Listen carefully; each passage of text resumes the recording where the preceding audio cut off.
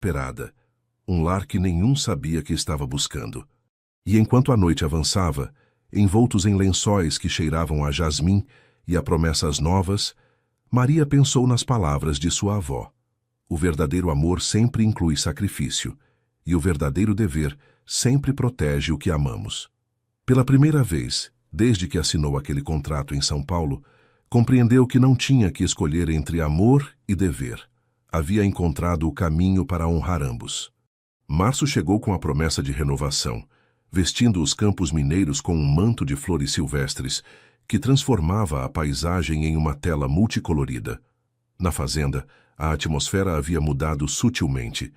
As risadas ressoavam com mais frequência nos corredores de pedra, as refeições compartilhadas se prolongavam em conversas que se estendiam até bem entrada a noite, e a intimidade entre Maria e Rafael florescia como os ipês no jardim. A notícia da brecha legal no testamento havia sido recebida por Regina com uma fúria glacial que se manifestou em um silêncio prolongado. Nenhuma ligação, nenhuma visita, nenhuma interferência.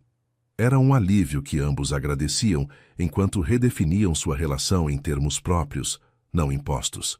Foi durante um café da manhã tardio na varanda, com o sol de meio da manhã aquecendo a pedra antiga e o aroma de café fresco impregnando o ar, quando o mundo que haviam construído tão cuidadosamente começou a cambalear. "Preciso viajar para a Argentina na próxima semana", anunciou Rafael enquanto passava geleia de laranja em uma torrada. "Há negócios, mas também... Vou tentar ver Beatriz." Maria levantou o olhar de seu café, surpresa. Apesar da importância que sua irmã tinha para ele, Rafael raramente mencionava planos concretos de se reunir com ela. "Você acha que ela vai aceitar te ver?" perguntou com suavidade, conhecendo a complexidade daquela relação fraturada. Rafael suspirou, deixando a torrada no prato sem prová-la. "Não sei", admitiu. "Mas se passaram 5 anos, e com tudo o que mudou na minha vida, em nossas vidas, sinto que é o momento de tentar reconstruir algumas pontes." Maria estendeu sua mão sobre a mesa, entrelaçando seus dedos com os dele em um gesto de apoio silencioso. "Quer que eu te acompanhe?"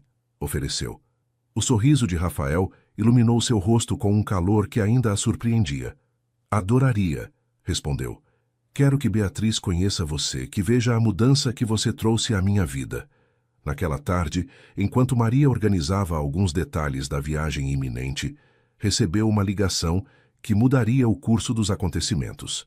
Era Fernanda, completamente recuperada de seu acidente e de volta a seu trabalho como jornalista econômica no Rio. "Você viu as notícias?" perguntou sem preâmbulo, sua voz tensa com uma urgência incomum. "Não. Estive ocupada com..." começou Maria, mas Fernanda a interrompeu. "Abra agora mesmo qualquer portal de notícias. A divisão brasileira do Grupo Monteiro está em crise. As ações despencaram 40% esta manhã, depois que veio à tona um escândalo de contabilidade fraudulenta." Maria sentiu que o chão se movia sob seus pés. Ligou rapidamente seu tablet e as notícias a golpearam como um soco físico. Manchetes alarmantes, gráficos que mostravam quedas em picada e, o pior, o nome de Rafael mencionado repetidamente como possível conhecedor das irregularidades. "Isso é impossível", murmurou percorrendo os artigos com incredulidade crescente. "Rafael é obsessivo com a legalidade em seus negócios. Nunca permitiria algo assim." "O problema", explicou Fernanda com a precisão analítica que a caracterizava como jornalista, "é que, segundo os documentos vazados, as irregularidades começaram justo quando ele assumiu a direção geral, há 3 anos. É difícil argumentar que ele não estava ciente." Maria tentou contatar Rafael imediatamente, mas seu telefone ia direto para a caixa postal. Ele estava em reuniões em São Paulo desde aquela manhã, preparando alguns aspectos da viagem à Argentina. As horas seguintes foram uma tortura de incerteza.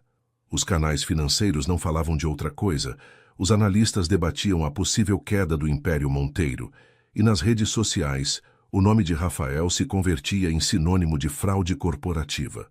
Quando finalmente retornou à fazenda, bem entrada a noite, Maria mal reconheceu o homem que cruzou o umbral. Parecia ter envelhecido anos em um só dia. Ombros caídos, rosto desgastado pelo esgotamento, olhos que haviam visto desmoronar tudo o que havia construído durante décadas. — O que está acontecendo, Rafael? Perguntou Maria, correndo ao seu encontro no vestíbulo. — As notícias estão dizendo coisas terríveis. Ele a olhou com uma expressão devastada que lhe gelou o sangue. — É uma armadilha, disse finalmente, sua voz apenas um sussurro rouco. Alguém tem manipulado os livros contábeis durante anos, criando um esquema elaborado que pareceria obra minha quando viesse à luz. — Quem faria algo assim? Perguntou Maria, embora em seu coração já temesse a resposta. Rafael deixou-se cair em uma poltrona, passando as mãos pelo rosto em um gesto de absoluta derrota. — Cristiane, respondeu simplesmente. — Minha ex-noiva. Os documentos vazados levam sua assinatura digital, embora esteja cuidadosamente oculta. Meus advogados a encontraram esta tarde. Mas por que agora? Já se passaram meses desde nosso encontro em Gramado. Porque ela esperou o momento perfeito, explicou Rafael, sua voz recuperando algo de força alimentada pela indignação. A expansão na América Latina que estávamos preparando, o novo centro tecnológico em Belo Horizonte, tudo estava prestes a ser anunciado. Ela calculou o momento exato para causar o máximo dano. Maria ajoelhou-se diante dele, tomando suas mãos entre as suas. — O que podemos fazer? Perguntou, determinada a não se deixar vencer pelo desespero. — Lutar, respondeu ele, apertando suas mãos como se fossem uma tábua de salvação. Temos as provas da manipulação dela. O problema é que levará tempo para demonstrá-lo. E enquanto isso... Não precisou terminar a frase. Ambos sabiam o que significava. A reputação destruída, os contratos cancelados, a confiança perdida. No mundo empresarial, a percepção era tudo. E a percepção atual era devastadora.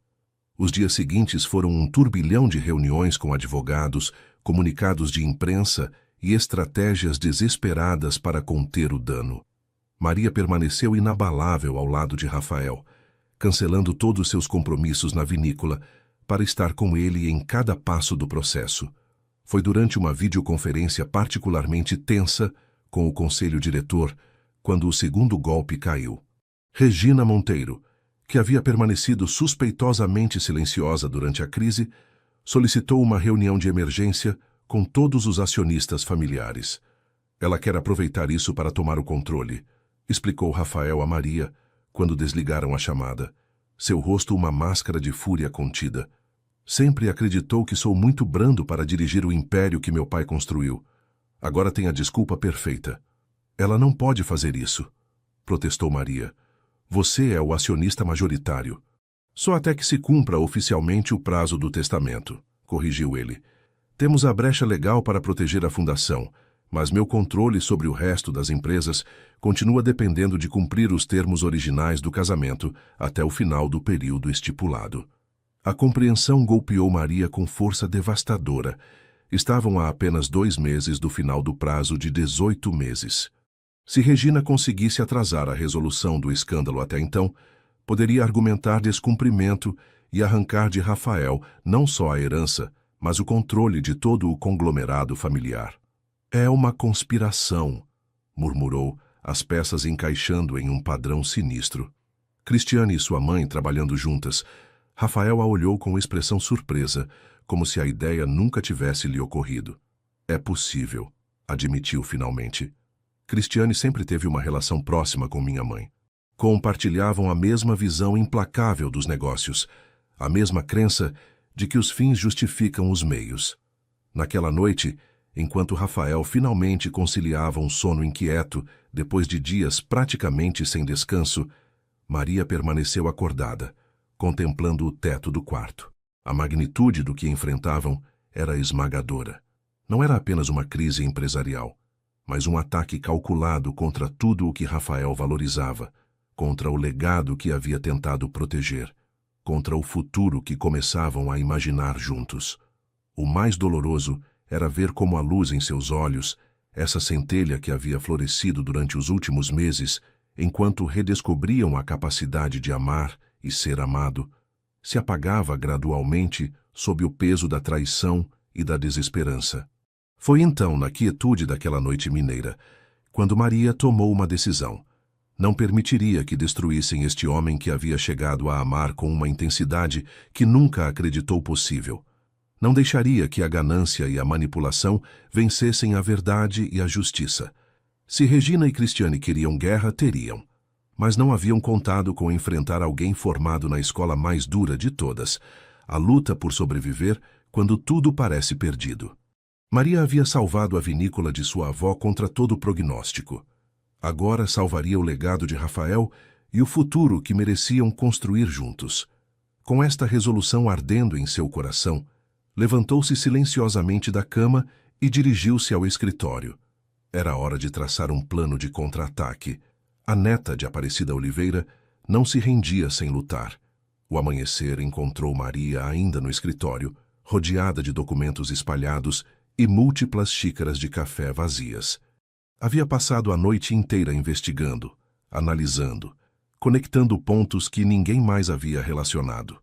Sua formação em enologia pouco tinha a ver com finanças corporativas, mas anos gerenciando a vinícola familiar lhe haviam ensinado a ler nas entrelinhas, a detectar padrões ocultos, a seguir o rastro do dinheiro como quem segue o desenvolvimento de um vinho desde a videira até a garrafa. Quando Rafael a encontrou ali, com o cabelo recolhido descuidadamente e olheiras profundas emoldurando seus olhos, sua expressão oscilou entre a surpresa e a preocupação. "Você passou toda a noite aqui?" perguntou, aproximando-se para examinar os documentos que ela havia estudado. Maria assentiu, demasiado absorta em suas descobertas para sentir o cansaço que deveria estar esmagando-a. "Acho que encontrei algo", disse apontando para uma série de transferências destacadas em vários estados financeiros. "Um padrão que começou exatamente 2 semanas depois que você anunciou nosso noivado." Rafael inclinou-se sobre os documentos, seu senho franzindo-se em concentração. "Essas transferências", murmurou seguindo com o dedo a rota que Maria havia traçado, "vão para uma série de empresas fantasmas que depois redirecionam os fundos para uma conta nas Ilhas Caimã", completou Maria. "Uma conta que, se seguirmos o rastro do trabalho corporativo, está vinculada indiretamente aos pais de Cristiane." Os olhos de Rafael iluminaram-se com um lampejo de esperança pela primeira vez em dias. "Isso poderia ser a prova que precisamos", disse, revisando rapidamente o resto da documentação. "Mas como você encontrou? Os melhores auditores da empresa têm revisado estes livros durante dias." Maria sorriu com uma mistura de orgulho e determinação. "Porque não procurei onde todos estavam olhando", explicou. "Não me concentrei nas grandes transações que apareceram na mídia, mas nos movimentos pequenos, constantes, que ocorreram durante meses. Como minha avó sempre dizia, uma grande fraude não se constrói com um só movimento audaz, mas com centenas de pequenas mentiras consistentes." Imediatamente contataram a equipe jurídica, que confirmou que as provas, embora circunstanciais, eram suficientemente sólidas para iniciar uma investigação oficial. No entanto, o processo legal levaria tempo, um luxo que não tinham com a reunião de acionistas programada para a semana seguinte e o prazo do testamento aproximando-se inexoravelmente. "Precisamos de mais", concluiu Rafael, passando uma mão pelo cabelo em um gesto de frustração que Maria havia chegado a reconhecer. "Algo definitivo que eles não possam ignorar ou atrasar com manobras legais." Foi então que Maria teve uma ideia audaz, quase temerária. "Fernanda", disse simplesmente. "Precisamos de Fernanda." Rafael a olhou confuso. "Sua amiga jornalista?" "Não entendo. Ela tem contatos em todos os grandes veículos econômicos", explicou Maria, a excitação crescendo em sua voz enquanto o plano tomava forma. "E o mais importante, me deve uma. Sem você, sem os especialistas que você contratou, sua cirurgia teria sido muito mais complicada." "O que está sugerindo exatamente?" "Um contra-ataque midiático", respondeu Maria, seus olhos brilhando com determinação. "Mas não na defensiva como até agora. Vamos levar a batalha ao terreno delas, expondo não só a inocência do Grupo Monteiro, mas a conspiração por trás de tudo isso." O plano que desenvolveram durante as 48 horas seguintes era arriscado, mas potencialmente devastador. Enquanto a equipe legal preparava a defesa oficial, Fernanda utilizaria seus contatos para investigar Cristiane e, por extensão, a possível cumplicidade de Regina. Não publicariam nada sem provas concretas, mas a mera existência de uma investigação jornalística colocaria pressão suficiente para forçar erros. É perigoso, advertiu Rafael quando finalizaram os detalhes. Se Cristiane descobrir o que estamos fazendo antes que tenhamos provas sólidas, poderia acelerar seus planos ou destruir evidências cruciais. O maior risco seria não fazer nada, respondeu Maria com firmeza. Não podemos permanecer passivos enquanto tentam destruir tudo o que você construiu. A determinação em seus olhos finalmente convenceu Rafael. Com um assentimento silencioso, autorizou o plano. O que seguiu foi uma semana frenética de atividade clandestina. Enquanto Rafael mantinha as aparências assistindo a reuniões corporativas e gerenciando a crise pública, Maria coordenava com Fernanda uma rede de informantes e fontes anônimas que começaram a desenterrar conexões turvas entre Cristiane e vários executivos-chave do Grupo Monteiro. O primeiro avanço chegou 3 dias depois, quando descobriram que o diretor financeiro, que havia certificado os relatórios fraudulentos, era primo de 2º grau de Cristiane, um detalhe cuidadosamente ocultado em seu currículo oficial. O segundo golpe foi ainda mais significativo. E-mails recuperados de um servidor de backup mostravam comunicações criptografadas entre Cristiane e vários membros do conselho diretor, todos eles leais a Regina. Mas a verdadeira bomba estourou na véspera da reunião de acionistas. Fernanda, utilizando métodos que preferiu não detalhar, conseguiu acesso a mensagens privadas trocadas entre Cristiane e Regina durante os meses prévios ao escândalo. As mensagens, embora cuidadosamente redigidas, deixavam poucas dúvidas sobre a conspiração. Referências veladas a recuperar o controle, colocar as coisas em seu lugar e ensinar a Rafael o preço da deslealdade. Temos o suficiente, declarou Fernanda durante uma videochamada de emergência. Não é uma confissão explícita, mas combinado com o rastro financeiro e as conexões pessoais, pinta um quadro muito claro. Quando publicamos? Maria olhou para Rafael, que permanecia em silêncio contemplando as implicações com expressão grave. Não vamos publicar, respondeu finalmente, surpreendendo tanto a Fernanda quanto a Maria. Não ainda. O quê? Exclamou Fernanda. Depois de todo o trabalho que fizemos, todo o risco que corremos... Rafael tem razão, interveio Maria, compreendendo subitamente a estratégia. Não queremos humilhá-las publicamente.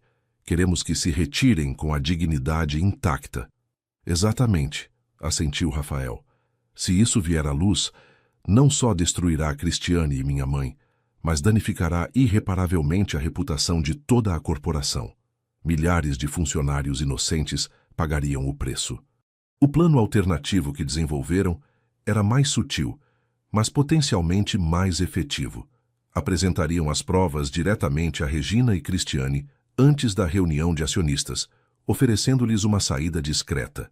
Regina poderia se retirar gradualmente, citando razões de saúde, enquanto Cristiane seria discretamente afastada de qualquer posição de influência nos círculos empresariais brasileiros. O confronto ocorreu no escritório privado de Regina, na sede corporativa de São Paulo, apenas 2 horas antes da reunião geral. Quando Maria e Rafael encontraram Regina e Cristiane já presentes, seus rostos mostrando uma confiança que logo se desvaneceria. Que comovente, comentou Cristiane com desdém. O casal perfeito unido até o final. Não tão perfeito quanto seu plano, respondeu Maria, colocando uma pasta sobre a escrivaninha de Regina. Impressionante, realmente. Quase funcionou. A segurança no rosto de ambas as mulheres vacilou ligeiramente, enquanto Regina abria a pasta e começava a revisar seu conteúdo. Com cada página que passava, sua expressão se endurecia, enquanto a de Cristiane passava do desdém ao alarme aberto. Isto não prova nada, declarou Regina finalmente, embora sua voz carecesse da convicção habitual. São circunstâncias, coincidências, interpretações tiradas de contexto. Talvez, concedeu Rafael. Mas o que pensariam os acionistas? E os reguladores? Uma investigação formal levaria anos, destruiria a empresa que papai construiu, e no final, a verdade viria à tona de qualquer forma. Um silêncio denso preencheu o ambiente, enquanto Regina calculava suas opções, sua mente aguda pesando cada possível resultado. Finalmente, com um suspiro quase imperceptível que revelava mais do que pretendia, falou: "O que propõe exatamente?" As condições eram claras. Regina anunciaria sua aposentadoria progressiva por razões de saúde, cedendo o controle completo a Rafael sem disputar as condições do testamento. Cristiane desapareceria do panorama empresarial brasileiro, aceitando um generoso, mas discreto pacote de compensação para se estabelecer no exterior. Em troca, as provas nunca viriam à luz pública. A reunião de acionistas que se seguiu foi anticlimática em comparação com o drama que a precedeu. Regina, impecável como sempre em seu papel de matriarca dignificada, anunciou sua decisão de reduzir suas responsabilidades corporativas para desfrutar dos anos dourados e expressou sua plena confiança na liderança de Rafael para resolver a crise atual. Quando saíram do edifício corporativo naquela tarde, com o sol poente tingindo de ouro os arranha-céus de São Paulo, Maria e Rafael compartilharam um momento de silêncio, processando tudo o que havia ocorrido. "Você acha que elas manterão a palavra?" perguntou ela finalmente enquanto esperavam que o motorista trouxesse o carro. Rafael contemplou o horizonte urbano com expressão pensativa. "Minha mãe, sim", respondeu. "A sua maneira distorcida respeita os acordos e o legado familiar. Cristiane..." fez uma pausa considerando. "Digamos que as cópias de segurança de toda a evidência estão em mãos muito seguras, e ela sabe disso." Maria assentiu, entrelaçando seus dedos com os dele em um gesto que havia se tornado tão natural quanto respirar. "Então acabou?" perguntou. "Realmente ganhamos?" Rafael a olhou com uma expressão que combinava admiração, gratidão e um amor que já não tentava ocultar. "Você ganhou, Maria", corrigiu suavemente. "Sem você, sem sua perspectiva diferente, sem sua coragem, eu teria perdido tudo." Enquanto o carro avançava pelas ruas paulistanas, levando-os de volta à fazenda que agora era verdadeiramente seu lar compartilhado, Maria refletiu sobre o caminho percorrido. Havia chegado à vida de Rafael como parte de uma transação, um contrato frio, assinado por desespero mútuo. Mas o destino, ou talvez algo mais profundo, havia transformado aquele acordo comercial no mais inesperado dos milagres. Um amor forjado na adversidade, temperado por desafios e, finalmente, vitorioso contra todas as probabilidades. A batalha estava ganha, mas ambos sabiam que a guerra por definir seu próprio caminho, livre de expectativas externas e fantasmas do passado, apenas começava. E, no entanto, pela primeira vez desde que assinaram aquele contrato em São Paulo, o futuro não parecia uma obrigação a suportar, mas uma promessa a celebrar. O avião pousou em Buenos Aires em uma manhã luminosa de abril, quando o outono austral começava a atingir os parques da capital argentina com tons dourados e acobreados. Maria observava pela janela como a cidade se estendia diante deles, um tapete de edifícios clássicos e arranha-céus modernos bordeados pelo prateado Rio da Prata. A seu lado, Rafael mantinha o olhar fixo em um ponto indefinido, sua expressão tensa revelando a tormenta emocional que fervia sob sua habitual compostura. Depois de 5 anos sem contato direto com sua irmã, esta viagem representava muito mais que uma simples travessia do Atlântico. Era uma ponte estendida sobre um abismo de silêncios, mal-entendidos e palavras nunca ditas. "E se ela se recusar a me ver?" perguntou finalmente, verbalizando o temor que o havia acompanhado durante todo o voo. 5 anos é muito tempo. A vida dela está aqui agora, com seu marido, com a nova existência que construiu longe de nossa família. Maria tomou sua mão, entrelaçando seus dedos com os dele em um gesto de apoio que havia se tornado instintivo entre eles. "Então ao menos você saberá que tentou", respondeu com suavidade. "Às vezes, estender a ponte é tão importante quanto cruzá-la." O hotel onde se hospedaram era um elegante edifício Art Deco no bairro de Recoleta, com vistas para as antigas árvores que bordeavam avenidas senhoriais. Haviam combinado com Beatriz um encontro neutro, um café histórico em San Telmo, suficientemente público para evitar confrontações dolorosas, mas com a intimidade necessária para uma conversa honesta. Enquanto se preparavam, Maria notava como Rafael trocava 4 vezes de gravata. Ajustava obsessivamente os punhos de sua camisa, verificava repetidamente seu relógio.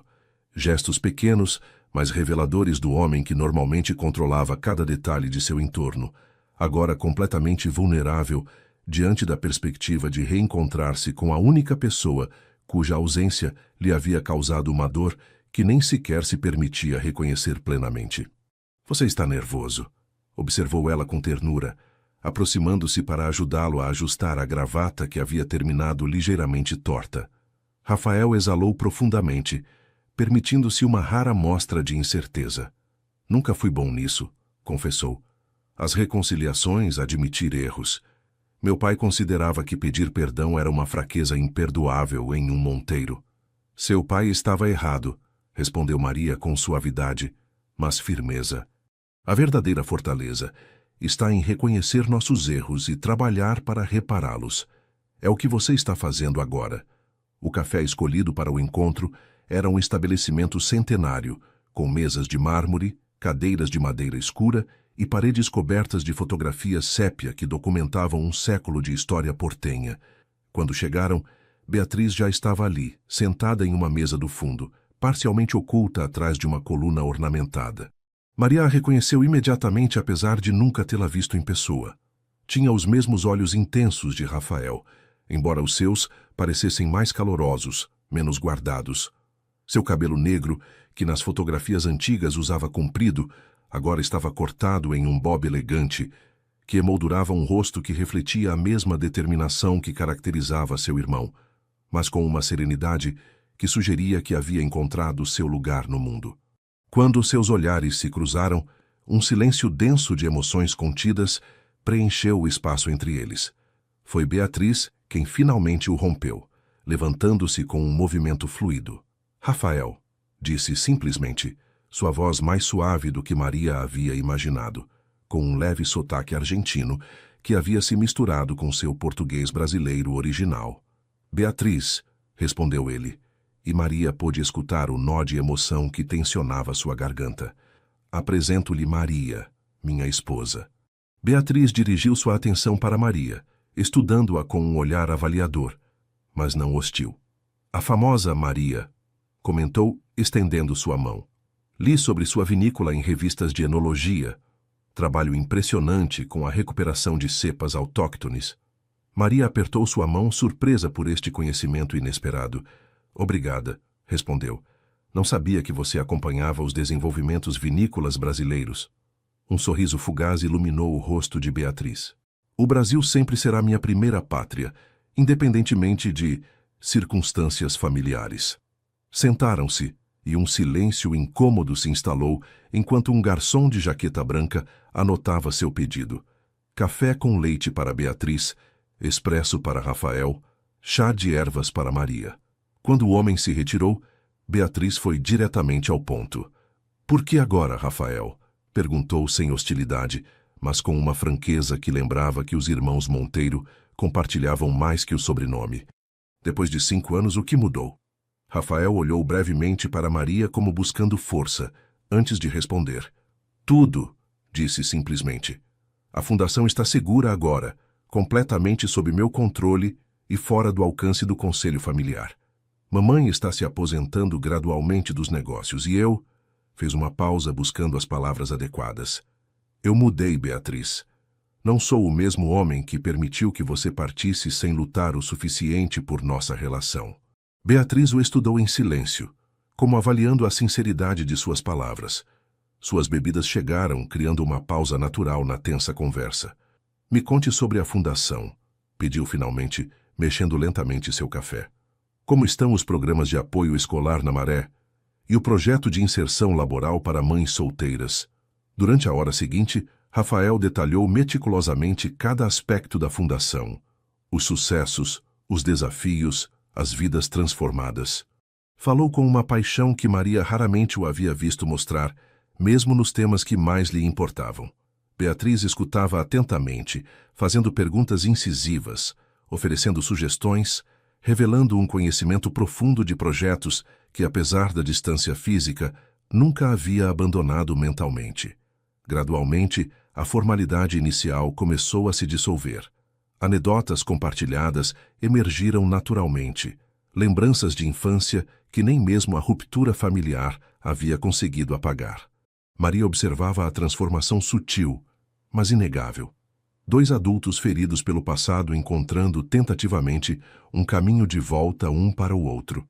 O verdadeiro motivo pelo qual queria ver você, disse Rafael quando a conversa alcançou um ponto de sinceridade que parecia propício, é para pedir perdão.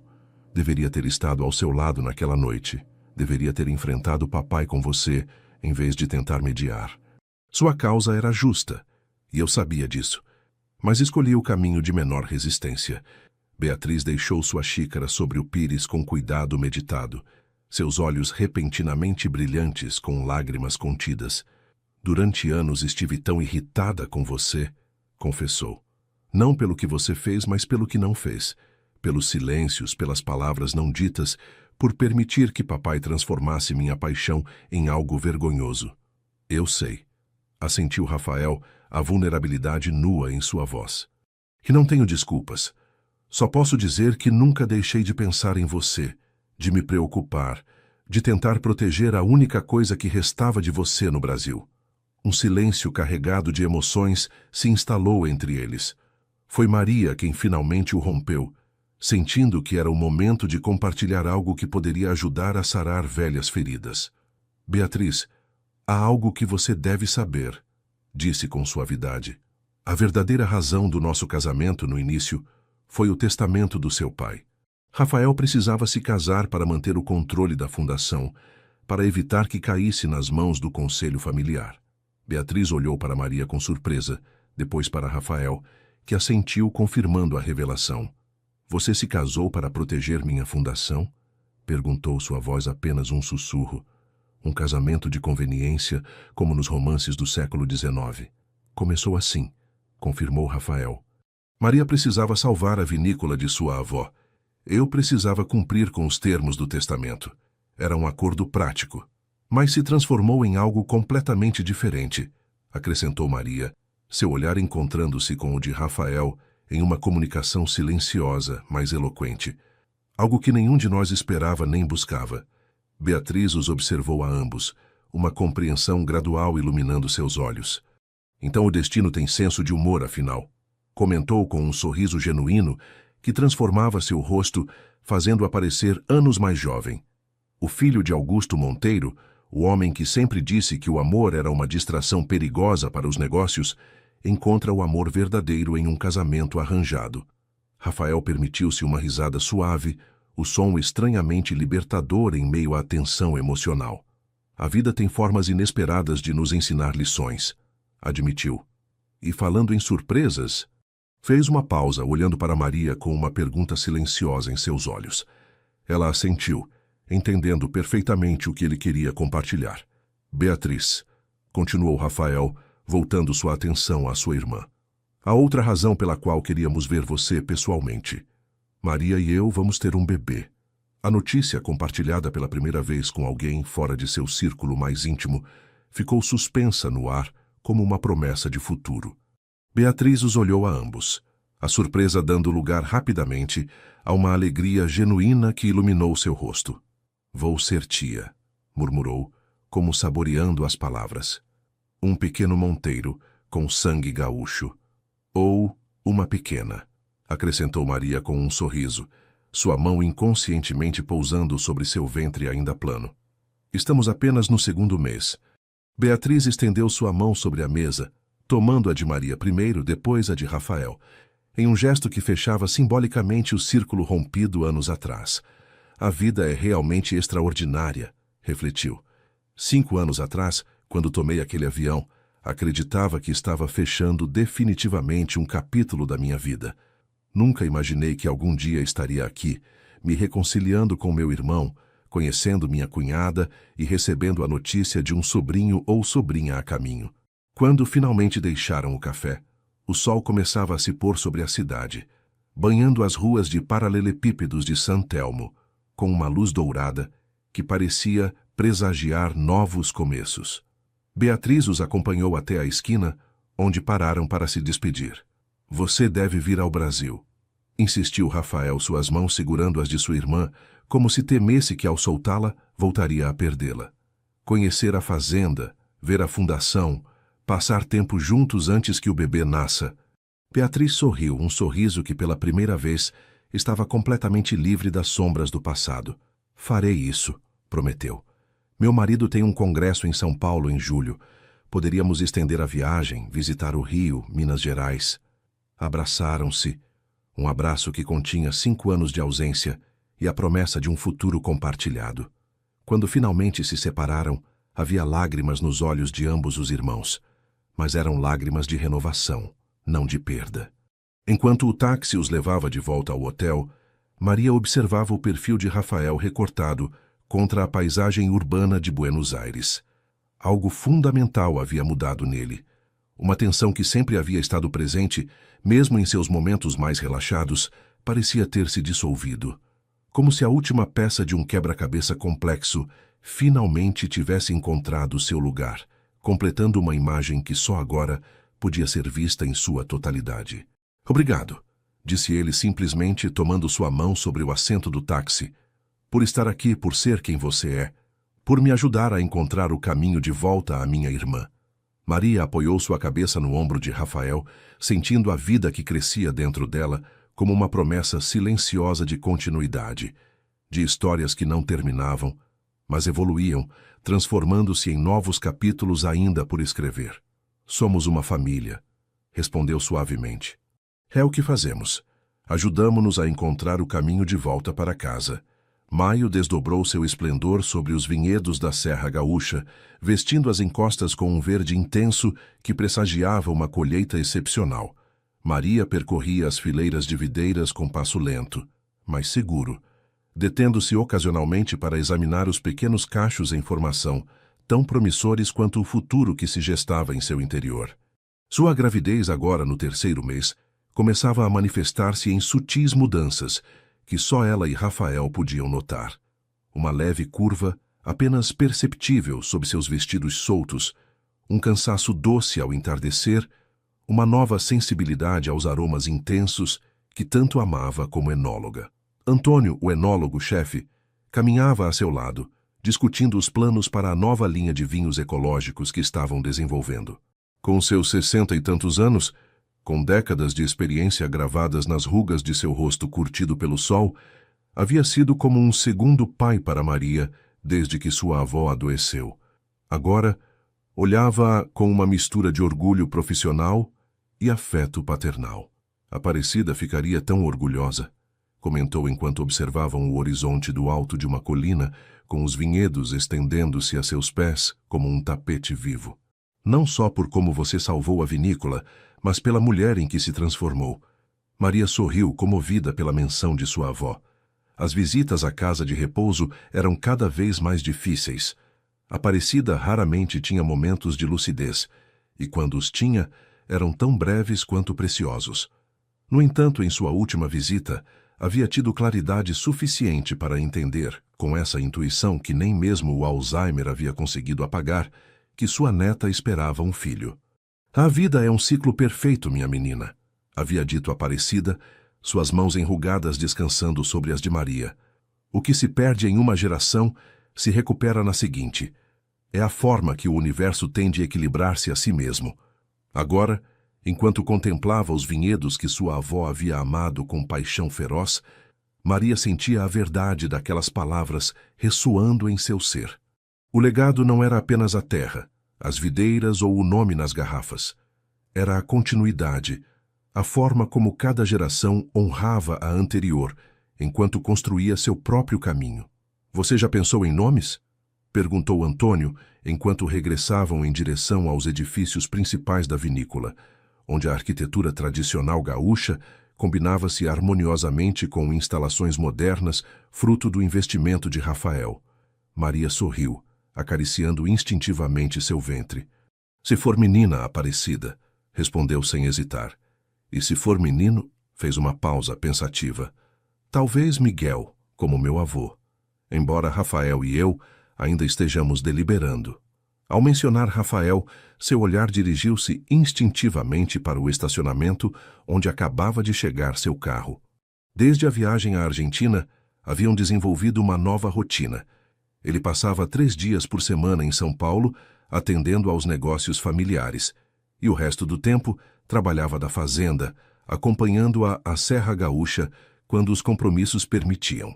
Maria o observou descer do veículo, sua figura alta e elegante destacando-se contra o fundo das montanhas coloridas. Ainda depois de tudo o que viveram juntos, sentia um pequeno salto no coração cada vez que o via aparecer assim. Inesperadamente, como se uma parte dela ainda se surpreendesse da extraordinária transformação de suas vidas. "Parece que você tem visita", comentou Antônio com um sorriso cúmplice. "Vou me adiantar para preparar as amostras do novo Cabernet que você queria que ele provasse." Quando ficaram sozinhos entre as videiras, Rafael a abraçou com essa mistura de paixão e reverência que havia caracterizado seu trato desde que souberam da gravidez. Suas mãos, habitualmente firmes e seguras, a tocavam agora como se fosse feita de cristal valioso. "Não estava previsto que você viesse hoje", disse ela, felizmente surpresa. "Achei que tinha reuniões em São Paulo até amanhã." "Eu as cancelei", respondeu ele, seu sorriso revelando uma excitação apenas contida. "Tenho notícias que não podiam esperar." Estendeu-lhe um envelope oficial com o timbre de um prestigioso escritório de advocacia. Maria o abriu com curiosidade, lendo rapidamente o conteúdo. Seus olhos se arregalaram pela surpresa enquanto assimilava as implicações legais do documento. Você colocou metade da fazenda no meu nome?" perguntou incrédula. "E ações da corporação?" "Rafael, isto é o justo", completou ele com simplicidade. "Não quero que nosso filho ou filha cresça em um lar onde existam desequilíbrios de poder entre seus pais. Quero que nosso casamento, que começou como um contrato, seja agora uma verdadeira sociedade em todos os sentidos." Maria sentiu que as lágrimas ameaçavam derramar-se, uma emotividade que havia aumentado com a gravidez, mas que agora respondia a algo mais profundo. A culminação de uma jornada que os havia levado da desconfiança à vulnerabilidade, do cálculo frio à entrega completa. "Mas há mais", continuou Rafael tomando suas mãos. "Dr. Emílio tem trabalhado em algo especial. Criamos uma fundação conjunta que unirá nossos legados, a tradição vinícola da sua família e o trabalho social de Beatriz. Se chamará Fundação Aparecida em Beatriz. E seu objetivo será criar oportunidades de formação e emprego para mulheres em zonas rurais, começando pelo Rio Grande do Sul e Minas Gerais." A visão era tão perfeita, tão alinhada com tudo o que ambos valorizavam, que Maria sentiu como se um círculo invisível finalmente se fechasse, completando uma imagem que só agora podia ver em sua totalidade. "É perfeito", murmurou, incapaz de encontrar palavras mais eloquentes para expressar o que sentia. Caminharam juntos entre os vinhedos, seus passos sincronizados naturalmente, enquanto Rafael lhe explicava os detalhes do projeto. Como a fundação ofereceria bolsas para jovens interessadas em enologia e agricultura sustentável, como estabeleceriam uma incubadora de pequenas empresas rurais lideradas por mulheres, como criariam um programa de mentoria que conectaria gerações de conhecimento. Ao chegar ao alto de uma colina, detiveram-se para contemplar a paisagem que se estendia diante deles, os vinhedos ordenados em padrões geométricos perfeitos, as montanhas azuladas na distância, os rios serpenteando como fitas prateadas sob a luz do sol primaveril. "Lembra da primeira vez que viemos aqui juntos?" perguntou Maria, recostando-se levemente contra o corpo de Rafael enquanto ele a rodeava com seus braços. "Mal nos conhecíamos. Eu estava tão nervosa em mostrar a vinícola para você, temendo que a visse apenas como um investimento fracassado, um número vermelho em um balanço." Rafael sorriu contra seu cabelo, inalando o aroma de sol e terra que sempre parecia acompanhá-la depois de um dia entre as videiras. "E eu estava tão determinado a manter a distância emocional", recordou, "tão convencido de que podíamos compartilhar nossas vidas sem compartilhar nossos corações." Como estávamos enganados, refletiu Maria, girando-se entre seus braços para olhá-lo diretamente, admirando como o tempo havia suavizado algumas das linhas duras de seu rosto, humanizando a máscara de eficiência impenetrável que uma vez havia sido seu escudo contra o mundo. Ou talvez o destino fosse mais sábio que nós, respondeu ele, apoiando suavemente uma mão sobre o ventre de Maria, onde seu filho crescia alheio às extraordinárias circunstâncias que haviam unido seus pais. Talvez todo este tempo, enquanto acreditávamos estar seguindo um plano cuidadosamente projetado por nós, estávamos realmente seguindo um caminho traçado por algo muito maior. Um vento suave percorreu os vinhedos, embalando as folhas verdes que protegiam os cachos incipientes, trazendo consigo o aroma de terra úmida e ervas silvestres. Nesse instante perfeito, suspenso entre o passado que haviam superado e o futuro que estavam construindo, Maria sentiu uma certeza profunda. Haviam chegado em casa. Não a um lugar físico, mas a esse espaço indefinível, onde duas almas reconhecem que pertencem juntas, onde os contratos se transformam em promessas, onde o que começou como necessidade floresce em escolha consciente, dia após dia. Enquanto desciam a colina, retornando à vinícola onde Antônio esperava com o novo vinho, que simbolizava tantas coisas, renovação, continuidade, a fusão de tradição e inovação, Maria pensou nas palavras que sua avó costumava repetir quando ela era criança. As videiras mais fortes, minha pequena, não são as que crescem protegidas em terreno fácil, mas as que afundam suas raízes na rocha, lutando por cada gota de água, resistindo ventos e tempestades. São essas videiras as que produzem o vinho com mais caráter, com mais alma. Seu amor, nascido em terreno inóspito, forçado a lutar por cada momento de autenticidade, havia desenvolvido raízes profundas, precisamente porque nada havia sido fácil nem dado como certo. E agora, como as videiras que os rodeavam, estava pronto para dar seus frutos mais preciosos.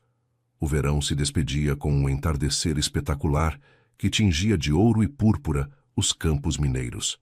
No pátio principal da fazenda, onde as fontes de azulejos portugueses cantavam sua eterna melodia aquática, havia sido disposta uma mesa longa sob uma pérgola coberta de glicínias e jasmins. Luzes pequenas, como estrelas capturadas, entrelaçavam-se entre as plantas trepadeiras, criando um ambiente mágico que parecia suspenso entre o terreno e o etéreo. Era uma ocasião especial. O aniversário de 2 anos do casamento de Maria e Rafael, uma data que agora celebravam não como o cumprimento de um contrato, mas como o verdadeiro início de uma vida compartilhada que havia florescido de maneiras que nenhum dos dois poderia ter imaginado. Os convidados eram poucos, mas significativos. Fernanda, completamente recuperada, e agora dirigindo sua própria revista de economia. Antônio, que havia viajado da Serra Gaúcha com garrafas especiais do novo vinho premiado da vinícola. Beatriz e seu marido argentino, de visita ao Brasil pela 3ª vez desde a reconciliação.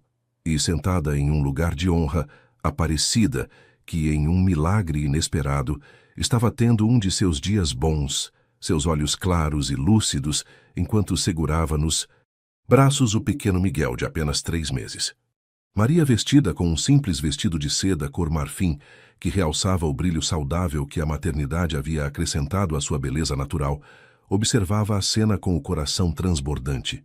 Seu olhar cruzou-se com o de Rafael, que conversava animadamente com o marido de Beatriz, e nessa troca silenciosa, compartilharam um momento de gratidão pura pela extraordinária jornada que os havia trazido até aqui. O jantar avançava com essa cadência relaxada das celebrações brasileiras. Pratos que apareciam e desapareciam sem pressa, conversas que fluíam como o vinho generoso nas taças, risadas que ressoavam contra as paredes brancas da fazenda como música improvisada. Foi durante a sobremesa quando Aparecida, que havia permanecido majoritariamente em silêncio, observando tudo com uma clareza que contrastava dolorosamente com seus habituais dias de confusão, falou com voz fraca, mas firme. "Quero contar uma história", disse, captando a atenção de todos na mesa. "Uma história sobre círculos que se fecham e promessas que se cumprem." A mesa ficou em silêncio respeitoso, enquanto a idosa, ainda segurando o bebê que levava o nome de seu falecido esposo, começava seu relato. Quando eu era jovem, apenas mais velha que Maria quando conheci você. Apontou para Rafael com um gesto delicado. Me apaixonei por um homem que minha família não aprovava.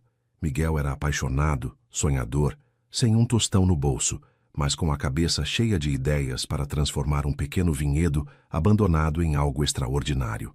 Maria escutava fascinada. Sua avó nunca havia compartilhado esta história. O avô Miguel havia falecido antes que ela nascesse e Aparecida raramente falava de sua história de amor. Meus pais se opuseram com todas as suas forças, continuou Aparecida, seus olhos brilhantes com lembranças que o Alzheimer, milagrosamente, havia decidido respeitar naquele dia. Queriam para mim um casamento conveniente com o filho de uma família vinícola estabelecida. Inclusive chegaram a arranjar um compromisso. Um murmúrio de surpresa percorreu a mesa. Maria olhou para Rafael, cujos olhos refletiam o mesmo assombro que ela sentia. — O que você fez, vovó? Perguntou suavemente. Aparecida sorriu. Um sorriso que iluminou seu rosto enrugado com lampejos da jovem que havia sido 70 anos atrás. Fugi, respondeu com simplicidade. Uma noite de setembro, com apenas o que podia levar em uma maleta pequena. Miguel me esperava com um carro emprestado e dirigimos até o Rio Grande do Sul, onde começamos do zero, com nossas mãos e nossos sonhos como único capital. Fez uma pausa, acariciando com ternura infinita a bochecha do bebê que levava o nome daquele homem valente. Meus pais me deserdaram, continuou. Juraram que nunca mais falariam comigo. Passamos anos de dificuldades extremas, trabalhando desde o amanhecer até bem entrada a noite, para fazer fértil uma terra que todos consideravam perdida. Mas éramos felizes, Maria. Genuinamente felizes, porque havíamos escolhido nosso caminho, nossa vida, contra todas as convenções. As lágrimas corriam livremente pelas bochechas de Maria, enquanto escutava esta história nunca antes revelada, tão surpreendentemente paralela à sua própria experiência, embora em direção inversa. O tempo suavizou as feridas, prosseguiu Aparecida. Quando sua mãe nasceu, meus pais finalmente vieram conhecê-la. A reconciliação foi lenta, imperfeita, mas real. E quando morreram, nos deixaram a pequena propriedade familiar em Bento Gonçalves, que permitiu a Miguel expandir a vinícola e criar finalmente os vinhos que sempre havia sonhado. Deteve-se, exausta pelo esforço de falar tanto tempo, mas determinada a completar sua história. Rafael, com gentileza infinita, aproximou-se para tomar o bebê, permitindo que a idosa descansasse um momento. — O que quero que saiba, minha menina, disse finalmente Aparecida, olhando diretamente para Maria, é que os círculos se fecham de maneiras misteriosas. Seu caminho começou onde o meu terminou, com um casamento arranjado que parecia uma prisão. Mas você encontrou, como eu, a forma de transformar a necessidade em escolha, o dever em amor. Estou orgulhosa de você, não só por salvar a vinícola, mas por ter a coragem de seguir seu coração, mesmo quando parecia contradizer toda a lógica.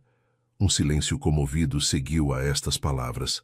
Rafael, segurando o pequeno Miguel contra seu peito, com uma naturalidade que ainda surpreendia a quem o havia conhecido, como o implacável homem de negócios, aproximou-se de Maria e estendeu sua mão livre para a Aparecida. — Obrigado por compartilhar sua história, disse com genuína emoção. E obrigado, sobretudo, por criar uma neta com a força e a integridade que transformaram minha vida. Aparecida tomou sua mão, seus olhos surpreendentemente lúcidos, estudando o homem que havia entrado na vida de sua neta como um contrato comercial e se havia convertido em algo completamente diferente. — Cuide bem dela, disse simplesmente. E cuide deste pequeno para que cresça sabendo que vem de uma linha de sonhadores obstinados por ambos os lados de sua família. Mais tarde, quando a noite havia avançado e os convidados se haviam retirado, Maria e Rafael permaneciam no pátio, sentados em um banco de pedra antiga sob o céu estrelado de Minas Gerais. O bebê dormia placidamente em seu berço, monitorado pelo dispositivo moderno que representava a fusão perfeita de tradição e tecnologia que caracterizava sua vida compartilhada. Sua avó é extraordinária, comentou Rafael, seu braço rodeando os ombros de Maria, enquanto contemplavam a lua cheia que banhava os cafezais centenários com luz prateada. Mesmo com sua doença, tem momentos de sabedoria que parecem transcender o tempo. Maria assentiu, recostando-se contra o corpo cálido e sólido que havia se convertido em seu refúgio mais seguro. Ela nunca tinha me contado essa história, refletiu. Me pergunto se o Alzheimer, de alguma maneira estranha, às vezes não apenas tira lembranças, mas também as libera, desenterrando histórias que haviam permanecido ocultas durante décadas. Rafael beijou suavemente sua têmpora, inalando o aroma a jasmim que sempre parecia acompanhá-la. Sabe no que eu pensava enquanto a escutava? Perguntou. Que nosso filho crescerá rodeado de histórias extraordinárias. Terá raízes tão profundas e diversas, a força e determinação de Aparecida, a paixão de Miguel pela terra, o compromisso social de Beatriz, até mesmo algo da disciplina e visão do meu pai, filtradas através de lições aprendidas. E nossa própria história, acrescentou Maria, girando o rosto para olhá-lo diretamente, que começou como um contrato frio em um escritório de São Paulo e se transformou nisso. Seu gesto abarcou a fazenda, os campos que os rodeavam, a vida que haviam construído juntos, em família, em lar, em amor. Rafael tomou seu rosto entre suas mãos com ternura infinita, seus olhos brilhando com uma emoção que já não tentava ocultar nem controlar. O melhor contrato que já assinei, murmurou, ainda que os termos tenham resultado ser completamente diferentes dos que negociamos originalmente.